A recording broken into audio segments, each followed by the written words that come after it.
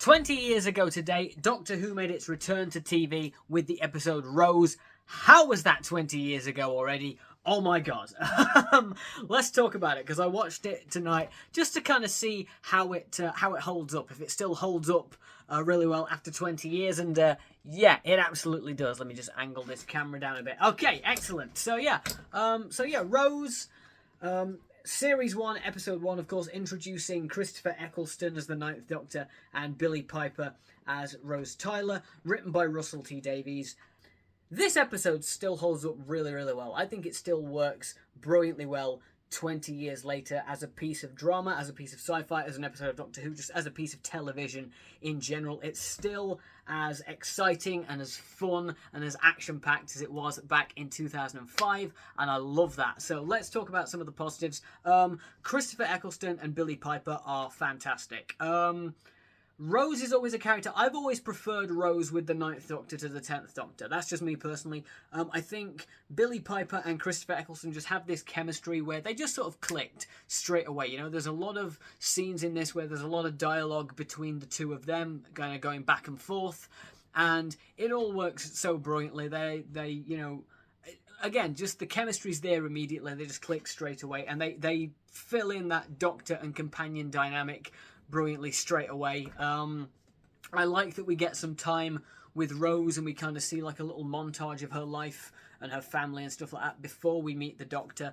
And I like that we also kind of establish the threat before we see the Doctor. We see the mannequins and the living plastic before we see the Doctor. Also, that sequence is really excellent as like a horror kind of sequence. You know, you've got all the creepy looking mannequins and then one of them just sort of... And you're like, oh, that's good, and the music's building, and it's a really great horror scene, you know? As much as Doctor Who is a sci-fi show, I've always considered Doctor Who to be a great sort of horror show. Like a family-friendly horror show, for sure, but I think, you know, because of the monsters and stuff, I think it really works. There's a lot of great horror elements to Doctor Who, and while this is not at all, like, the most horror-influenced episode, I do think that kind of introduction of the Autons, the living plastic... the moving mannequins, I think that sequence works brilliantly well, and of course it ends with the Doctor grabbing Rose's hand and saying run, and then they run off. And what a great introduction to Eccleston's Doctor.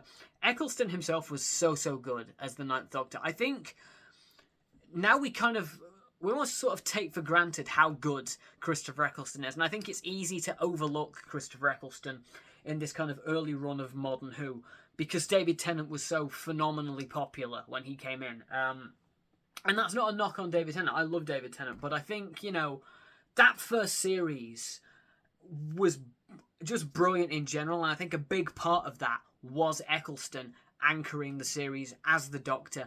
And he's got the charm of the Doctor. He's got the wit and the humour and the quick thinking of the Doctor. But even in this first episode, you can see there's that kind of that damage, that trauma, when he's talking to the what's it called?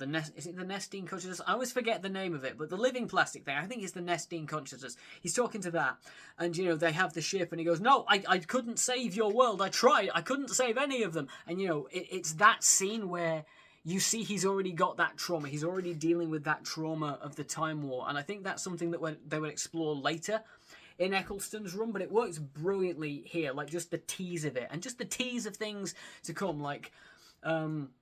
You know, when Rose asks the Doctor, you know, what, are you by yourself? He said, well, who else is there? You know, and the little kind of things of, are you alien? Yes, I'm alien, but we don't know his backstory yet. Oh, it works so brilliantly. And what I love about this episode is that it's 45 minutes, and they fit so much stuff into that 45 minutes, but it never feels like they're rushing anything. You know, there's a lot of episodes in more recent years where there's been a lot of stuff going on, but it's all felt kind of oddly paced. Like some of it's either been too slow or some of it's been too fast. There's a couple of episodes in the Moffat era and the Jodie Whittaker era, and even in this most recent era, where I think things are going too fast, and that things aren't explored that should be, and things are focused on too much that are. this episode is perfectly paced. You know, they set up so much stuff. They set up the threat and the aliens, you know, Rose and her whole family and her life.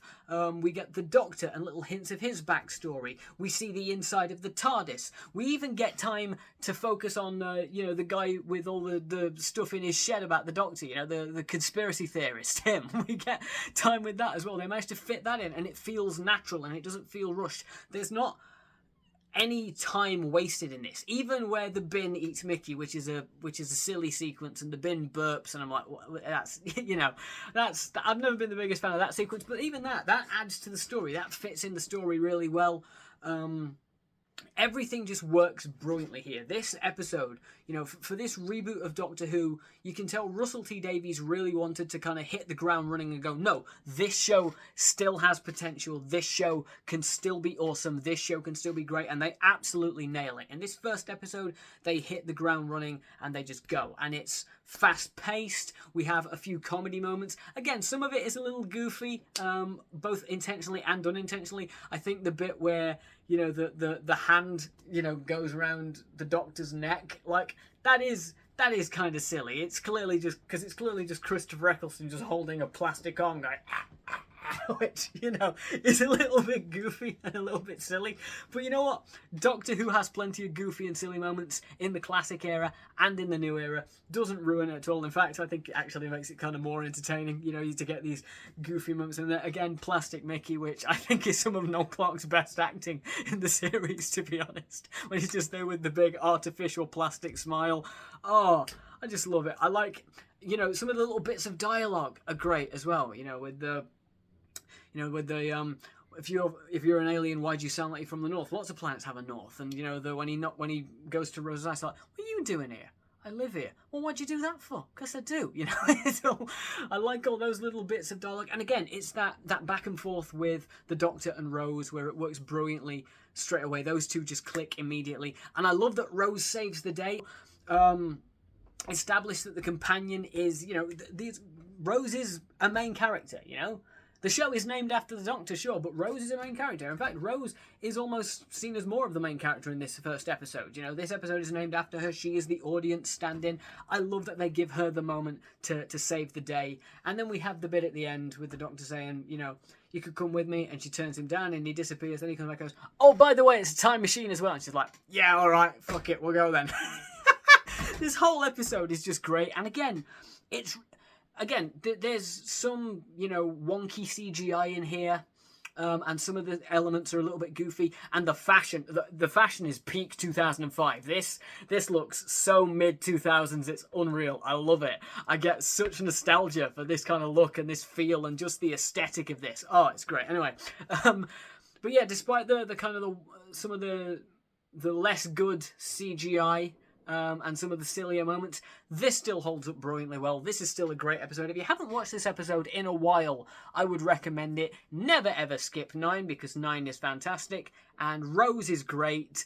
I might do videos on the rest of Series 1 now, because it's just fantastic. I had a great time watching this again. I haven't seen this episode in a few years. Like, this series, this first episode is phenomenal. I'm like, man, I need to watch some 9 and Rose again. I'm really in the mood now. I might go and watch some more of it now, actually, because I watched it and I wanted to do my thoughts here. But yeah, I might go back and watch The End of the World, and yeah, I might have to go do that now. So yeah, anyway, this was a very rambly video, even by my standards. Sorry about that, but I love Doctor Who, and I love talking about Doctor Who. And again, it's 20 years since Doctor Who returned to our screens. It feels like it was only yesterday. But man, this still holds up brilliantly, and this first series is still wonderful. And it's not just, you know, nostalgia talking. I think it does still hold up really well. I think the acting is great. I think the writing's fantastic. I think the aliens are threatening. I think the music is glorious.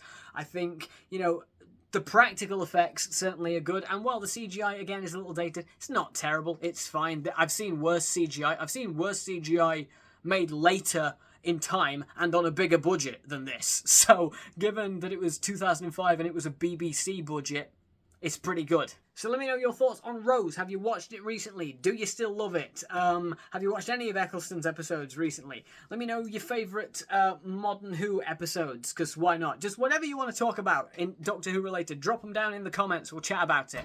Oh, I'm going to go watch some more Doctor Who now. That's all I've got for you. Thanks for watching. Bye.